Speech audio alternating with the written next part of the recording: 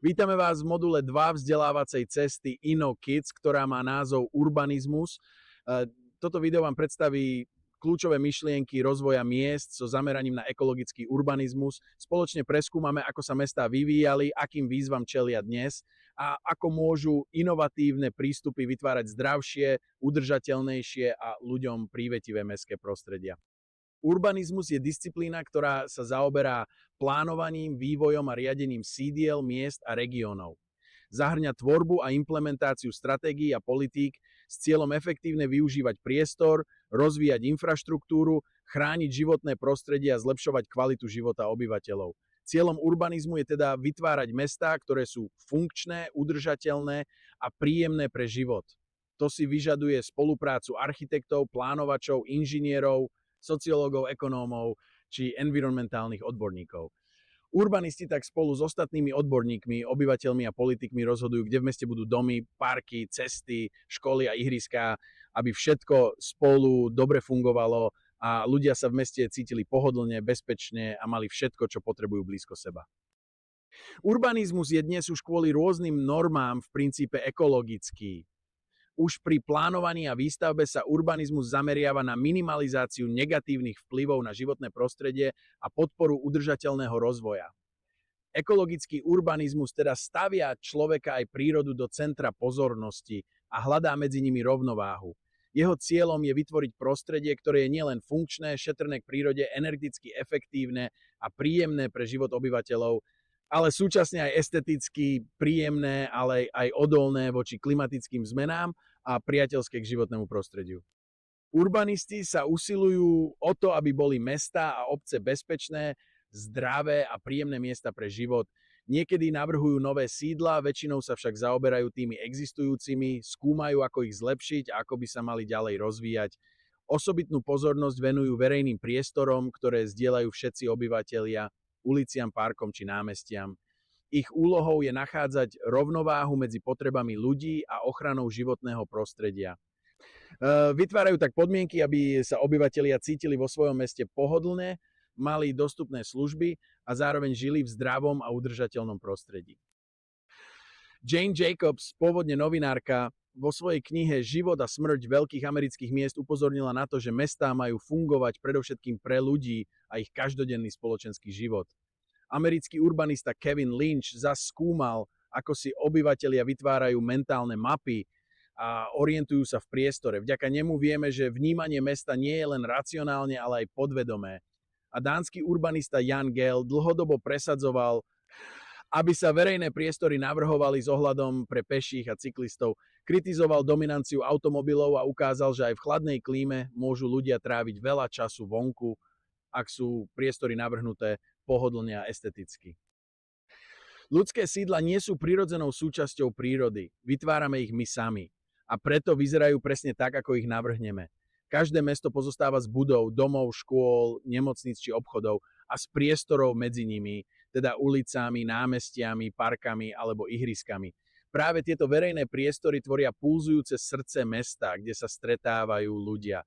Budovy nás zas chránia pred počasím, poskytujú teplo či miesto na spánok alebo učenie. Mestá odrážajú aj stav celej spoločnosti, jej ekonomiku, kultúru, politické zriadenie, dostupné technológie alebo náš vzťah k prírode. Keď sa mení spoločnosť, mení sa aj vzhľad a funkcie jej mesta. Prvé mestá vznikli približne pred 5 až 6 tisíc rokmi. Rozvoj poľnohospodárstva umožnil ľuďom usadiť sa na jednom mieste a vytvárať zásoby potravín. To viedlo k tomu, že nie všetci museli pracovať na poli. Vznikla špecializácia práce a nové povolania ako remeselníci či obchodníci. Mestá sa stali centrami obchodu, kde sa vymienial tovar a stretávali sa rôzne kultúry, technológie a myšlienky. Okrem toho poskytovali bezpečie pred nepriateľmi, čo bolo dôležité v období častých konfliktov.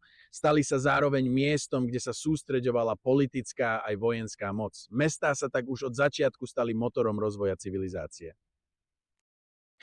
Začiatky urbanizmu siahajú do Mezopotámie, kde vznikli mestá Ur a Uruk približne pred 5000 rokmi. Tieto mestá mali vyspelú infraštruktúru, chrámy, paláce či zavlažovacie systémy. Ich dôležitosť dokazuje aj staroveká literatúra, napríklad epos o Gilgamešovi, ktorý opisuje život a organizáciu v meste.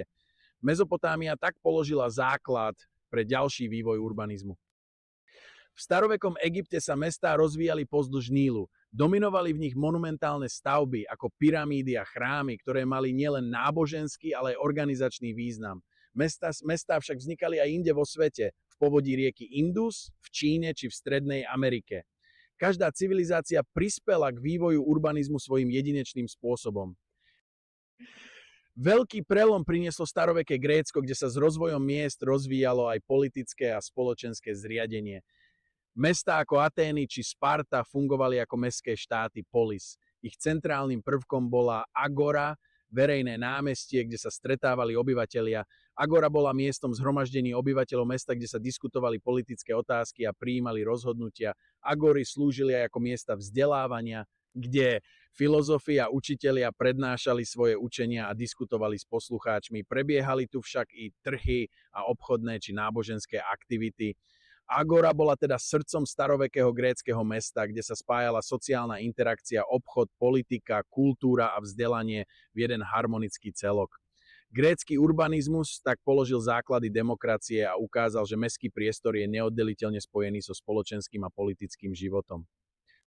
Staroveký Rím priniesol do urbanizmu nové technológie a vysokú mieru organizácie.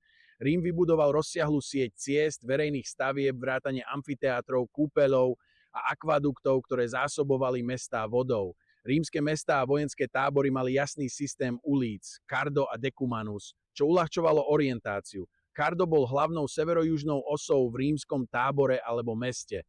Táto hlavná cesta často prechádzala cez stred tábora a delila ho na dve časti. Decumanus bol hlavnou východozápadnou osou v rímskom tábore alebo meste. Táto hlavná cesta krížila Cardo a často slúžila ako ďalšia dôležitá komunikačná tepna. V stredoveku sa mestá v Európe rozvíjali najmä okolo hradov a kláštorov, ktoré boli centrami moci a vzdelania. Typickým znakom boli úzke uličky, kostol, radnica a trhovisko. Mestá chránili hradby, ktoré obyvateľov bránili pred nepriateľskými útokmi.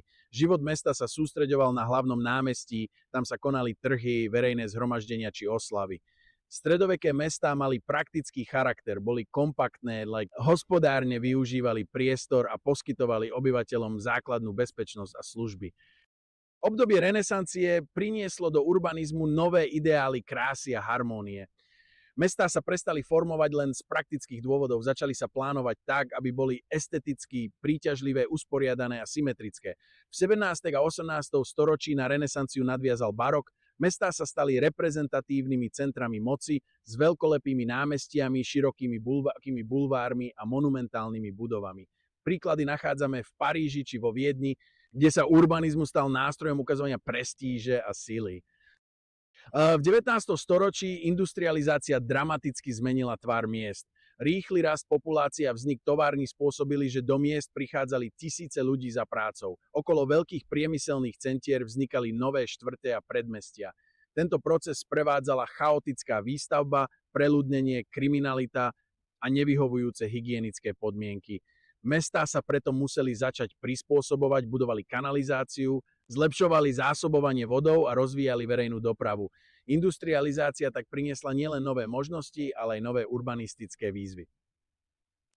Rozvoj nových technológií sa ešte urýchlil začiatkom 20. storočia. Bola vynájdená elektrina, telefón a množstvo nových strojov, ktoré ľuďom uľahčili a zrýchlili život.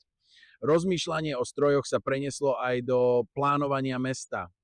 Urbanisti sa začali zamýšľať, či je možné navrhnúť mesto tak, aby tiež fungovalo ako stroj, teda aby malo oddelené zóny, ktoré by mohli fungovať lepšie a výkonnejšie. Bývanie bolo z centier miest vytlačené do samostatných obytných zón.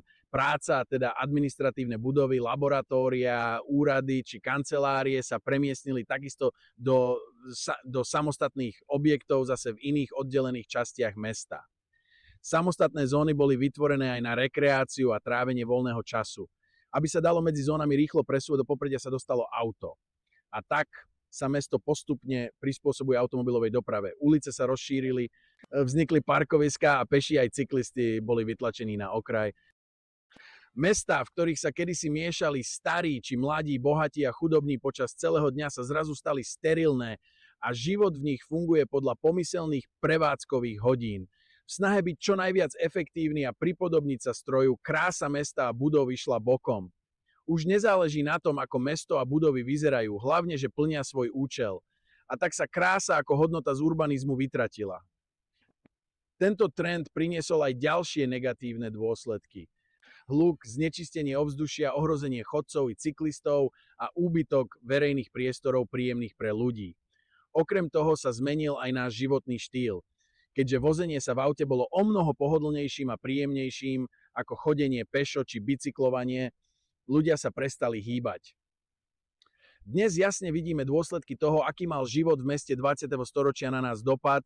Už i mladí ľudia majú problém s nadváhou, vysokým krvným tlakom a namiesto prirodzeného kontaktu v živom priestore sedíme zatvorení doma. Dnes už mestá nevnímame ako stroje, ale skôr ako živé organizmy, ktoré sa prirodzene vyvíjajú spolu s nami. Aby mestá fungovali, musia byť v prvom rade prepojené s prírodou a vytvárať prostredie zdravé a príjemné pre život. Aktuálne žije v mestách približne 56% svetovej populácie, čo predstavuje viac než 4 miliardy ľudí. Očakáva sa, že tento trend bude pokračovať a do roku 2050 bude v mestách žiť takmer 70% obyvateľstva. V Európe to bude dokonca až 8 z 10 ľudí.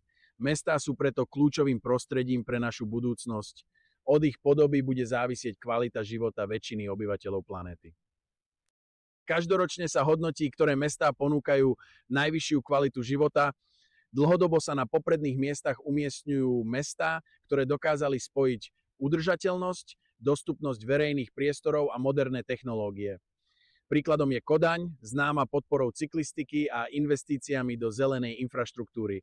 Vancouver vyniká rozsiahlymi parkmi a dobre fungujúcou verejnou dopravou. Singapur je priekopníkom inteligentných technológií a ekologických budov, ktoré zlepšujú životné prostredie, a Barcelona ponúka kvalitné verejné priestory, promenády a susedstvá, ktoré podporujú komunitný život. Tieto mestá ukazujú, že ekologický urbanizmus nie je len teória, ale reálne riešenia, ktoré prinášajú lepší život obyvateľom. Navrhnúť dobré mesto znamená nájsť rovnováhu medzi požiadavkami ľudí, ekonomiky a prírody. Urbanista pred začatím tvorby mesta musí dôkladne spoznať miestne podmienky, zapojiť obyvateľov, miestnu komunitu, podnikateľov a odborníkov z oblasti architektúry, dopravy a životného prostredia, aby každý mohol prispieť svojou časťou. Následne urbanista všetky identifikované potreby premieňa na návrhy konkrétnych nových budov a verejných priestorov, území, susedstiev, ulic, parkov a námestí. Pri svojej práci sa riadi aj 6 princípmi. Prvým princípom je dôraz na človeka. Ulice a budovy musia byť navrhnuté tak, aby sa v nich človek necítil stratený alebo naopak stiesneno, aby mesto pôsobilo esteticky a robilo nám radosť. Mestá musia byť otvorené pre každého bez ohľadu na vek, pohlavie či schopnosti. Zároveň by mali byť pohodlné a bezpečné i pre deti, ako aj ľudí so zníženou schopnosťou pohybu. Kľúčová je aj rozmanitosť. Dobré mesto by malo ponúkať rôzne typy bývania a funkcií dostupných pre všetky skupiny obyvateľov. Územie sa má využívať efektívne. Bývanie, práca, služby a rekreácia majú byť blízko seba, čo znižuje potrebu automobilovej prepravy. Pri navrhovaní mesta je potrebné chrániť aj naše pamiatky, historické budovy, námestia, ulice alebo iné prvky, ktoré sú pre obyvateľov dôležité a tvoria orientačné body a miestnu identitu. A napokon posledným princípom je starostlivosť o životné prostredie. Nové budovy musia byť energeticky efektívne, v meste sa musí nachádzať dostatok zelene a implementované majú byť aj ďalšie zelené riešenia, ktoré pomáhajú vytvárať mestá odolné voči klimatickým zmenám. Verejné priestory sú kľúčovou súčasťou každého mesta. Ide o priestory medzi budovami, ulice, námestia, parky, promenády, ktoré sú dostupné pre všetkých obyvateľov. Slúžia na stretnutia, oddych, vzdelávanie, kultúrne podujatia či jednoducho na to, aby sa ľudia cítili v meste ako doma. Kvalita a dostupnosť verejných priestorov výrazne ovplyvňuje kvalitu života a pocit spolupatričnosti. Dobrý urbanizmus preto dbá na to, aby verejné priestory tvorili približne 45% plochy mesta, 2/3 ulice a chodníky, 1/3 zeleň a parky.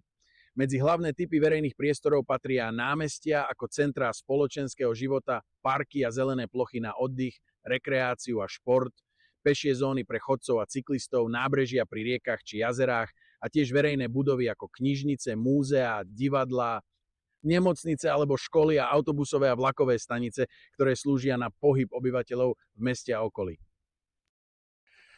Ekologický urbanizmus nám ukazuje, že mestá nie sú hotové diela, sú živými organizmami, ktoré sa neustále vyvíjajú a do tohto vývoja môžu prispieť aj deti svojim jedinečným prístupom a kreativitou. V projekte InnoKids sa deti učia prostredníctvom stavby modelov, premýšľať o svojom okolí a navrhovať inovatívne vylepšenia od zelených striech cez nové verejné priestory až po udržateľné dopravné riešenia. Takéto aktivity im umožňujú nielen rozvíjať fantáziu, ale aj chápať význam spolupráce a zodpovednosti za prostredie, v ktorom žijeme. Ponúknite im preto, aby sa stali spolutvorcami miest budúcnosti, miest, ktoré budú funkčné, udržateľné a priateľské k prírode aj k ľuďom.